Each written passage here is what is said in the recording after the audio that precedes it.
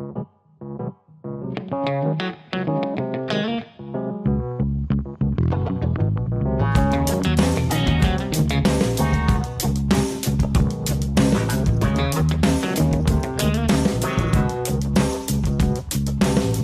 Guy, welcome back TV spoilers. Darkness seemed to wrap itself around Mariah not as a backdrop, but as something living. Something that breathed with her and tightened around every thought until she could no longer tell where she ended and the shadow began. There were moments when she stood in an ordinary room with the lights still on, and everything in its place, yet inside her, a storm churned so relentlessly that reality felt distorted. The most terrifying part wasn't a sudden panic attack or a brief wave of trembling fear, but the slow, unbearable sense that she was losing ownership of her own mind. Mariah could still smile, still respond with eyes that looked almost normal. But beneath that surface, something was slipping. It felt like an unseen voice hovered inside her, whispering, provoking, twisting every good intention into something dangerous. She didn't want to admit it, but she was no longer in control of her emotions the way she used to be, and the helplessness was the cruelest chain around her throat. Mariah was no stranger to trauma, and she was never someone who collapsed easily. But this time, what attacked her wasn't a single event, it was Ian Ward's calculated invasion into the fractures of her soul. Ian didn't need to appear in front of her to terrify her, because he'd left behind something worse than his physical presence. His fingerprints on her emotional reactions, on her impulses, on the way she interpreted the world. Sometimes she stood before a decision that should have been simple, only to feel herself dragged towards something darker as if it were a reflex she couldn't resist. The harder she fought, the clearer it became that she was being controlled by her own spiraling panic. She hated how she had to doubt every thought, every surge of emotion, every sudden softness or unexpected cruelty. Everything inside her felt dangerous because she could no longer tell what belonged to her and what belonged to him. While Mariah sank deeper into that invisible battle, a different storm erupted elsewhere. Dominic was missing, and the entire town felt jolted off its fragile axis. Abby had no time to breathe, no space for weakness. A mother's fear wasn't the kind that could be soothed with reassurance. It was a raw, burning terror that sharpened her senses until every second felt like torture. Each minute that passed was like being dragged across broken glass. Abby was panicked, furious, and hollow all at once, and not only because Dominic had vanished, but because she felt stripped of her most basic right to protect her child. Devin carried the same fear, but his pain took a colder shape, a darker, heavier form. He refused to let himself fall apart because Abby needed someone steady beside her. Yet his silence became its own kind of threat, and internal pressure building. With every moment Dominic remained out of reach. That was when Detective Burrow entered the chaos, not as a miracle, but as the one thing Abby and Devin desperately lacked: structure. Burrow brought steps, logic, strategy, rails to keep panic from driving them straight into disaster. He saw what their grief wouldn't allow them to see. Dominic wouldn't be found through emotion alone. He would be found through evidence. But even that process was agony. Every question Burrow asked, every detail he demanded, every scenario he considered felt like another blade reopening Abby's terror. She wanted to leap to conclusions, grab onto any hint no matter how fragile. But Burrow forced her to face the brutal truth that this had to be done methodically. Devin battled a different instinctuous urge to handle everything himself. In his world, losing what mattered most awakened a fierce need for control. Burrow understood that too, and his calm, relentless focus became both a lifeline and a warning. Soon, the search pushed into even more dangerous territory, because the name no one wanted to suspect began drifting closer to the center of the case. Mariah. She had always been part of the circle of safety, the person people trusted without hesitation. But once Dominic disappeared, every sense of certainty collapsed.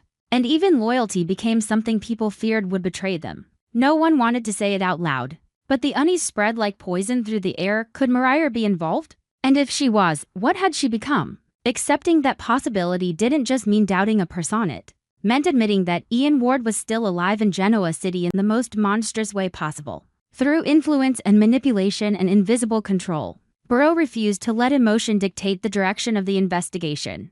But he also understood how disastrous a false accusation could be. That was why everything had to be exact. Slowly, pieces began to connect into a shape too frightening to ignore. Abby's chest tightened with every new detail that fit, because the closer they came to coherence, the closer they came to the possibilities she couldn't bear. Devin's anger wasn't only fear for his son, it was fear of what the truth might demand from them. If Mariah truly had a hand in this, then Dominic wasn't just missing. He was trapped inside a psychological war far darker than anything ordinary people could survive. As the clues grew sharper, Devon's resources became more than a symbol of wealth, they became a weapon against time. The plan escalated with one decisive step.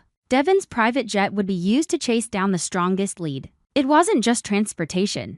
It was defiance, a refusal to sit still and pray for luck. It also forced a terrifying realization into the open: Dominic could be farther away than Abby had ever imagined. Hearing the plan sparked hope in Abby like a sudden flame, but it also ignited panic. Because if Dominic had been moved through complex routes, then the person behind it wasn't improvising. They were calculating. They weren't just trying to disappear, they were trying to win.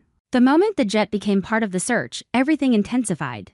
Burrow pushed forward with ruthless clarity, Abby lived on the edge of collapse. And Devon transformed into something colder, an unstoppable force powered by love and rage. He was no longer interested in maintaining appearances or playing by comfort rules. He wanted Dominic back, and that need sharpened him into steel. Genoa City itself felt compressed, like the entire town was trapped in a sealed container of fear, waiting for the pressure to explode. And while Abby and Devon raced forward, Mariah slipped further into the abyss. Her tragedy wasn't only what she might do, but the cruel truth that part of her still knew it was wrong yet couldn't stop. Sometimes she surfaced into brief clarity, and guilt struck her so hard she could barely breathe. She thought of Abby, of Devon, of Dominic, and something inside her screamed that she didn't want this. But then the darkness surged back in, twisting compassion into defense, turning shame into fuel. Ian didn't need to guide her step by step. He only needed to make her believe she had no other choice. And once a person believes they have no choice, they become capable of things they never imagined. As suspicion sharpened, the story could no longer belong only to Abby and Devon. It inevitably dragged more people into the storm. Tessa Porter, the person who had once anchored Mariah through previous battles, was pulled in with devastating force. Tessa didn't just fear for Dominic, she feared what she was watching happen to the woman she loved. She began sensing changes in Mariah the way someone senses the temperature dropping in a room. Strange silences, avoided eye contact, reactions that didn't fit. The signs weren't dramatic, but they were haunting. Tessa didn't want to decode them, but she also couldn't ignore them forever. The truth always finds a way to surface, and when it did, it wouldn't arrive gently. Daniel was dragged into the fallout too, not because he wanted involvement, but because crimes like this never stay contained. Dominic's disappearance shattered the town's fragile rules, and with those rules broken, every relationship became vulnerable to scrutiny. In Genoa City, where secrets often survive behind polished reputations, a child abduction demolished the illusion of safety. No one felt untouchable anymore. And when no one feels safe, everyone starts to look like a potential threat. Meanwhile, Sharon, always dangerously sensitive to emotional storms, felt an unsettling shock rising in her chest. Sharon didn't only worry about Dominic. She worried about Mariah. That fear wasn't suspicion in the ordinary sense, it was the instinct of a mother who recognized the kind of darkness that destroys lives. Sharon had seen what Ian Ward was capable of. She knew how he manipulated. And because she knew, she feared more deeply than anyone. If Ian had found his way back into Mariah's mind, then every hard-won year of stability had become a cruel cycle. Sharon was torn between unconditional faith in her daughter and the horrifying need to face the worst possibility if it meant saving Dominic. The conflict ripped at her until she could barely breathe. That was why Sharon reached for Nick, not as comfort, but as survival. Nick became the person she depended on to hold the line when her own strength faltered. But Nick wasn't unbreakable. If he looked steady, it was because he'd learned how to stand in crisis without letting it show. He saw Sharon trembling in fear, Abby unraveling in grief, Devon hardening into rage. And he understood that if he collapsed too, everything would fall apart. Yet carrying that weight came with its own danger. Nick swallowed his fear instead of speaking it, and silence only made the air feel heavier. Once the evidence tightened and the possibility of Mariah's involvement grew stronger, the police could no longer stay on the sidelines. Their involvement raised the stakes instantly, because it turned a family nightmare into a public case. The search became colder, harsher, and more unforgiving. Abby wasn't just a desperate mother anymore, she was a woman shoved into procedures where tears didn't count as proof. Devon wasn't just a father in pain, it was a powerful man forced to obey systems he didn't trust. Sharon wasn't just Mariah's mother, she was a potential witness in a story she never wanted to exist.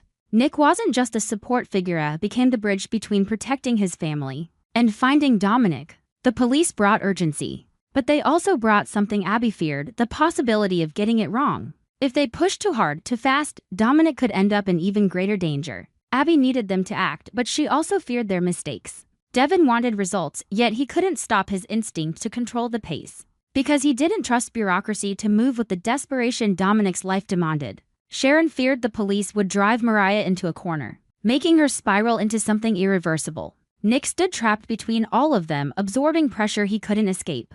Every step forward in the search cut deeper into trust. Abby's despair began transforming into sharp, bitter anger, because she couldn't understand why finding a child had to take so many twisted turns. Devin watched Abby and felt helpless, caught between saving Dominic and saving Abby from burning herself alive with grief. Burrow remained methodical, but even he sensed the difference. This case wasn't like others. Dominic wasn't just missing. Dominic was the link holding too many people together. And the moment he vanished, every bond started to shake. Somewhere inside the storm, Mariah continued moving as if she were being dragged by invisible hands. There were moments when she slowed, when she seemed close to stopping, close to turning back. But fear locked her in place. She wasn't only afraid of being caught. She was afraid of facing herself in full clarity. Because if she admitted what she'd done or what she was capable of, it would destroy her completely. So she kept running, not only from the police, but from the mirror of truth itself. She could take Dominic far, far enough that hope became fragile. Because something inside her, twisted by Ian's influence, still pushed her forward, with warped certainty. But distance could never erase truth. It only made the moment of confrontation more violent. Devin's jet turned the search into a relentless chase. Abby's hope balanced on a knife's edge. And Sharon's fear grew unbearable as she sensed the disaster nearing its breaking point. Nick tried to steady her, but he couldn't quiet the instinct that something irreversible was coming. Every path led toward a moment no one was ready for. Tessa, at this stage, could no longer stay outside the chaos. She was trapped between love and reality, between protecting Mariah and saving Dominic. If she turned her back on Mariah, she would feel like she was betraying the person she loved.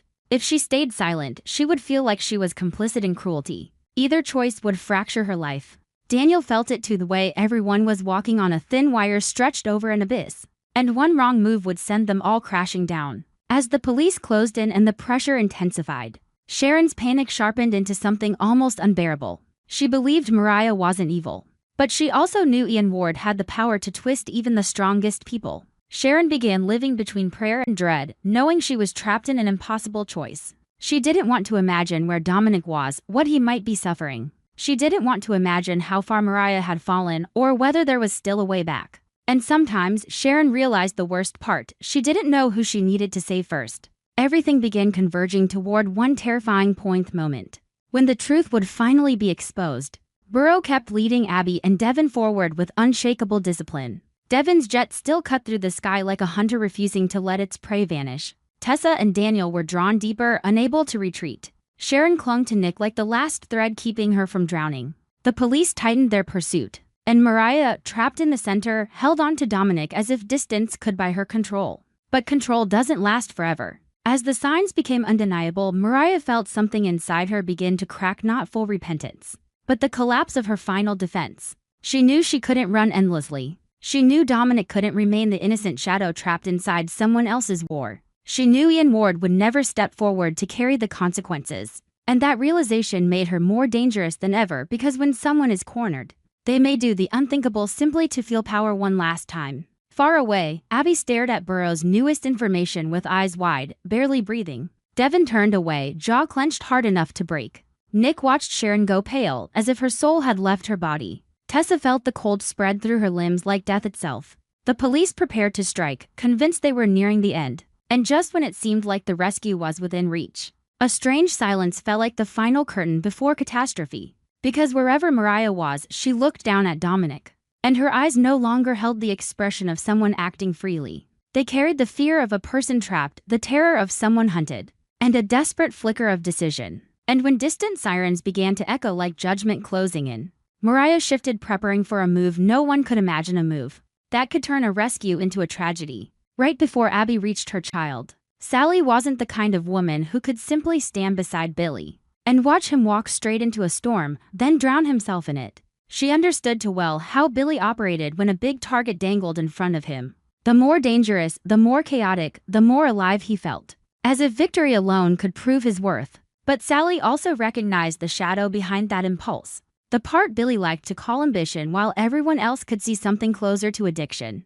An addiction to risk, to adrenaline, to the thrill of challenging fate no matter the cost. So when Chancellor once again hovered in front of Billy like an invitation that was both sweet and poisonous, Sally didn't choose gentle advice. She chose pressure. She pushed questions into the one place Billy always avoided, forcing him to stop pretending this was only a smart plan or a strategic move. Sally wanted Billy to stop not because she feared failure, but because he needed to learn how to stop before he destroyed everything he kept claiming to value. Billy stood at a dangerous crossroads where reason and instinct collided in silence. The Chancellor offer carried a special kind of weight, because it wasn't just another business deal or another corporate war. It felt personal, almost designed to call out the deepest parts of him, the need to prove he could still win, still take something bigger, still climb higher and carve his name into a world that had always questioned his stability. And yet, beneath the surface, there was something else to an exhaustion he didn't like to admit. Billy had fought battles like this before. He had tasted victories that came wrapped in loss. He had lived through the rush of triumph only to wake up in regret. He didn't say it out loud, but the hesitation was there, buried in every pause and every distant stare. And that hesitation became sharper, heavier, impossible to ignore. Because Jill, his mother, was in poor health. If Billy used to excuse himself with the belief that Jill was always strong, always unbreakable, he didn't have that luxury anymore. Sally watched him closely, seeing the truth that Billy couldn't hide from her. She didn't have to guess that he was wavering. She could feel it in the quiet spaces he left behind, in the way his thoughts seemed trapped between two doors he couldn't choose between. And Sally knew this was the moment where she could make the strongest impact. Because a man like Billy was almost impossible to pull back once he committed. But if someone struck the softest part of him, family, responsibility, fear of losing someone he loved, it would slow down. Sally didn't claim to be perfect, but she understood timing. She chose Jill as the foundation of her argument. And that choice was both intelligent and undeniably strategic. Sally carefully revealed that Jill's condition had gotten worse. She didn't deliver it like a blunt weapon, but like an unavoidable fact placed on the table. Calm but heavy. Billy stiffened instantly, as if someone had yanked a cord inside his chest. Anxiety rushed in faster than his ability to control it. Jill wasn't just his mother, she was the person he had always feared disappointing most. Deep down, Billy was still that son who desperately wanted to prove he was worthy. That he wasn't forever the problem, forever the disappointment. And when Jill's health was threatened, Billy felt as if every decision he made carried guilt. Even before he acted, he didn't need anyone to lecture him about time being fragile. He only needed to hear the words worse to picture 100 unbearable outcomes. Sally used the moment of Billy's imbalance to push her real message deeper. Jill needed peace. Jill couldn't handle more pressure. Sally emphasized that another corporate war wasn't only about money or power, it was a chain reaction of stress, backlash, rumors, retaliation, and brutal moves that never stayed contained. Sally didn't have to exaggerate because Billy already knew. He had lived through enough public disasters to understand that no victory was ever clean, and no war ever left the people closest to him untouched. Sally targeted a truth Billy always tried to ignore every time he threw himself into a major fight. The people who loved him suffered first, because they were the ones left picking up the broken pieces when he crashed.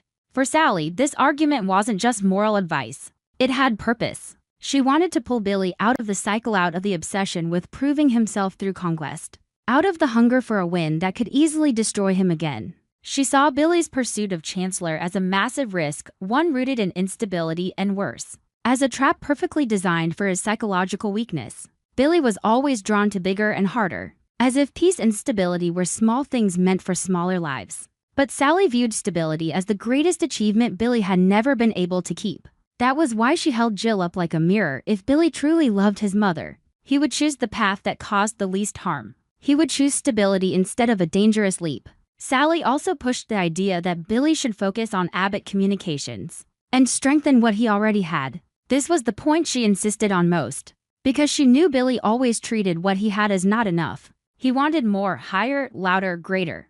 But Sally saw Abbott communications as one of Billy's rare chances to build something lasting, something truly his, without having to steal it from someone else. She wanted him to understand that sometimes winning isn't about climbing another mountain, it's about holding the ground beneath your feet. And she wanted Jill to witness Billy growing up in the truest sense, not through fresh scars, but through real maturity. Billy began to think harder, but it wasn't calm reflection. It was conflict. Inside him, ambition and family responsibility pulled him in opposite directions. Chancellor represented recognition, validation, a kind of invisible medal Billy had always craved. Jill represented the harsher truth that life isn't measured by power, but by whether you show up for the people who need you most. Billy could feel himself split. One voice was his ego, hungry to win. The other voice was love, demanding protection and presence. The most painful part was that both voices were real. Both belonged to him. Sally didn't miss the smallest sign of his wavering. She continued to imply that the stress from Billy's decision could seriously affect Jill. She didn't say much, because she understood that one quiet suggestion could hit harder than a long speech. She dropped the thought into Billy's mind like a stone into deep water, watching it ripple outward. Billy felt pressure slam into his chest. He hated being pushed. He hated the feeling of someone using something sacred to corner him. And yet he couldn't deny Sally's core truth: Jill needed peace. And Billy might be the one who endangered that peace, not because he was evil, but because he lived like he was always chasing fire. Billy started to reconsider the idea of stepping into another war for Chancellor. He couldn't deny its attraction, but he couldn't ignore the image of Jill growing weaker either. Guilt rose in him, not because ambition itself was wrong, but because he feared he was choosing the same road that had already cost him too much. Sally, on the other side of him, was both determined and cautious. She hoped Billy would put his mother first, give up ambition, choose safety. But beneath that hope, Sally was also thinking of their future. If Billy entered this battle, he might win, but he might collapse. And when Billy collapsed, the person standing closest to him would always bleed the most. Sally didn't want that cycle again. What made the situation truly tense wasn't simply right versus wrong. It was Billy's nature. Billy didn't easily accept stopping for someone else. He wanted to believe he could win and protect his family at the same time. Conquer and still keep peace. But life rarely allows that fantasy. Sometimes a person has to sacrifice one thing to hold on to another. Watching Billy hesitate like this made it clear how rare this moment was, how uncommon it was for him to pause and question himself. Instead of charging forward, he began to wonder if his pride was worth Jill's peace. He began to wonder if he truly needed Chancellor, or if he simply needed to feel significant. And worst of all, the darkest question flickered through his mind: if Jill didn't have much time left, how did Billy want her to remember him? Even though Sally was applying pressure, she wasn't entirely cold. There was something painfully real inside her: determination, fear. Sally didn't want to become the woman who stood beside Billy while he burned himself alive. She wanted him to choose a path that hurt less, that destroyed less. But the way she approached it, so tactical, so deliberate, made it feel like both love and manipulation. That created an unspoken tension between them, even without words. Billy could start to wonder whether Sally truly cared about Jill, or whether she was using Jill as leverage to control him. Sally could wonder whether Billy was capable of hearing her, or whether he would turn this pressure into a reason to rebel. Between them, silence became loud, full of meaning, full of danger. And as the conflict stretched, the most frightening part wasn't whether Billy would choose Chancellor or Abbott Communications. The most frightening part was that Billy was standing in front of a rare chance to change. And changing is always harder than repeating old patterns. There's something deeply human and deeply tragic in moments like this, when someone is offered the doorway to growth, but still feels the pull of the familiar chaos behind them. Billy is the kind of man who makes viewers angry and sympathetic at the same time. Because he isn't a villain, he's a man constantly at war with himself. And Sally isn't just a schemer either, she's someone trying to save a man from the recklessness that has already ruined him more than once. In the end, Sally's pressure stopped being advice and became a test. It forced Billy to look directly at the truth that every decision has a cost. If he pursued Chancellor, he might feed his ego, but he could also push Jill deeper into stress and drag everyone around him into another destructive corporate war. If he chose Abbott Communications and stability, he might feel like he was stepping back. But he might also be stepping forward into real maturity for the first time. And as Billy stood in that silence, it felt like all of Genoa City was waiting. Because his choice wouldn't only shape the future of a company, it